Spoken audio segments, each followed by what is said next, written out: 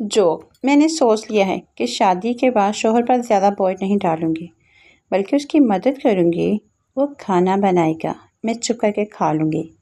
वो कपड़े धोया करेगा और मैं वॉशिंग मशीन ऑन कर दिया करूँगी। और जब उसका चाय का मूड हुआ तो वो खुद बनाएगा, और जब मेरा मूड हुआ तो उससे बनवा लिया करूँगी। और अगर किसी दिन वो थका हुआ होगा तो उसे रेस्ट करने का कहूँगी, और बर्तन वो अगले दिन धो लिया करेगा।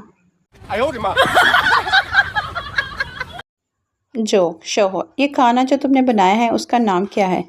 बीवी, क्यों पूछ रहे हैं? शोहर, मुझे भी तो ऊपर जाकर जवाब देना पड़ेगा कि क्या खाकर मरे थे। जो एक लड़के का एक्सीडेंट हो गया, बहुत चोटें आईं, उसे 2 दिन बाद होश आया। उसके दोस्त ने उसे मैसेज किया, किधर हो? लड़के ने कहा, मेरा बहुत बुरी तरह एक्सीडेंट हुआ है, अस्पताल में हूँ, बहुत दर्द है, प्लीज़ मेरे लिए दुआ करना कि कोई नर्स ही सेट हो जाए। जो राने को एसएमएस आया, अगर तुम ज़हीन हो तो मुझे 300 का बैलेंस भेजोगे, और अगर राने हो तो 200 रुपये का।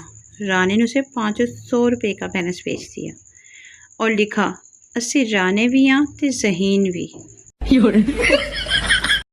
जो शादी की पहली रात दुल्हा ने दुल्हन से पूछा, डार्लिंग बताओ, मुझसे पहले तुमने किसी से मोहब्बत की है? दुल्हन खामोश रही। उसने फिर पूछा, हमने अपनी पसंद की शादी की है, फिर ये तकल्लुफ़ कैसा? दुल्हन की तरफ से फिर खामोशी। दुल्हे ने फिर पूछा तो दुल्हन से बर्दाश्त न हो सका। दुल्हन घूंघट उठाकर गुस्से से बोली, इतने बेसब्रे क्यों हुए जा रहे हो? मुझे इत्मीनान से गिनने तो दो। No, no, no, no.